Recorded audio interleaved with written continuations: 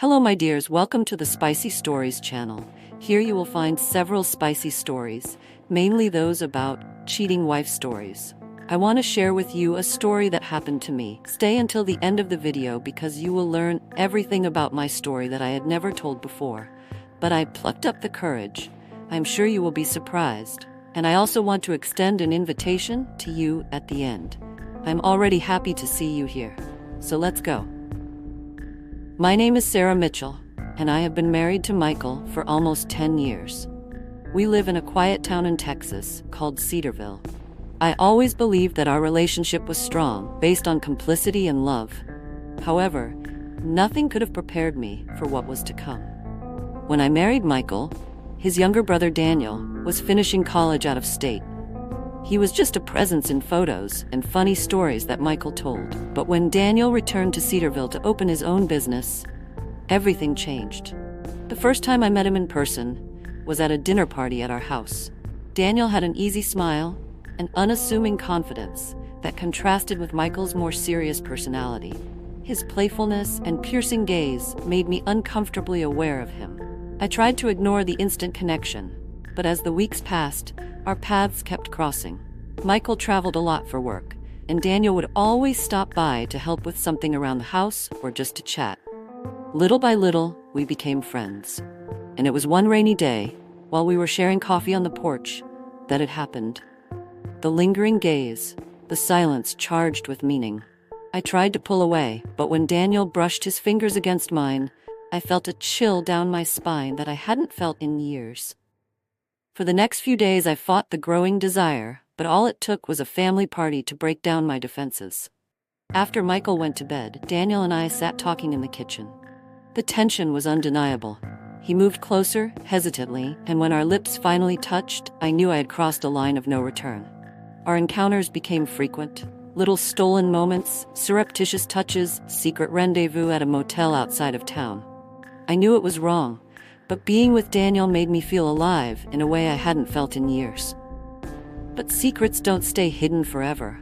Michael began to notice my distance. He asked if something was wrong, and I lied. But guilt began to consume me. And then one day I got a text from an unknown number. "I know what you're doing, and Michael will know too." My heart raced. Who could have known? How had they found out? Someone had already told me. Despair took over me. Was this the end? Or just the beginning of the real nightmare? On Michael's phone screen, there was a video loading. He pressed play. My world fell apart. But before I could say anything, the front door slammed. Hurried footsteps. Someone was there. And the real game was just beginning. The front door slammed loudly, echoing through the silent house. Michael froze, his eyes fixed on the phone screen, but soon looked away to me. His expression was a mix of anger, confusion, and something I couldn't decipher. Before I could say anything, the hurried footsteps in the hallway indicated that we were not alone. My heart raced. Daniel, he was in danger too. Or worse. Michael already knew everything, and this was a trap. Michael dropped the phone on the bed and advanced towards me, gripping my arms tightly. "Sarah, what the hell is going on?" His voice was a low growl, filled with fury and hurt. Before I could respond, the front door opened again. Daniel appeared in the room, his eyes wide, holding an envelope just like the one I had received earlier. He looked between us, first at me, then at Michael. The heavy silence between us was almost unbearable. "Someone is playing a joke on us," Daniel finally said, his voice tense. "They know everything and want to destroy us." Michael frowned and took the envelope from his brother. He tore it open violently and read the note inside. His face went pale. "Is this true?" He looked up at me, then at Daniel. "Did you?"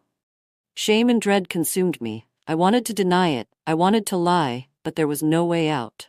Michael knew, and the person behind it had gotten what they wanted. Before either of us could say anything else, a new message arrived on my cell phone. The number was still unknown. "It's time. Go to the abandoned warehouse or all will be revealed." My stomach lurched.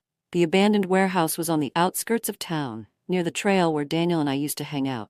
Whoever was responsible for the threats had wanted to take us there. Michael grabbed my phone before I could react. He read the message and then, to my surprise, let out a dry laugh. "Perfect. Let's get this over with." Dread gripped me. "Michael, please." Get in the car, Sarah. His voice was cold, distant, a side of him I'd never seen before. Daniel exchanged a quick glance with me. I knew what he was thinking. A trap. But we had no choice. The drive to the warehouse was silent. Michael drove with his fists clenched on the steering wheel, his eyes fixed on the dark road. Daniel sat beside me in the back seat, the tension in his shoulders visible. I could hear my own rapid breathing. When we arrived, the lights in the warehouse were off. The metal door creaked as Michael pushed it inside. It was almost pitch black until a single beam of light shone in the center of the room. And then we saw it. Rachel was there. My best friend. She was holding a cell phone, her eyes shining with something between fury and triumph. Beside her, an open laptop displayed the stream of photos and videos that had haunted us for weeks. They're finally here. She smiled, but it was a cruel smile. I hope you enjoyed your time together. I was paralyzed by shock. Rachel, you? She rolled her eyes. Seriously, you never suspected? I know everything, Sarah. Every encounter, every touch, every lie.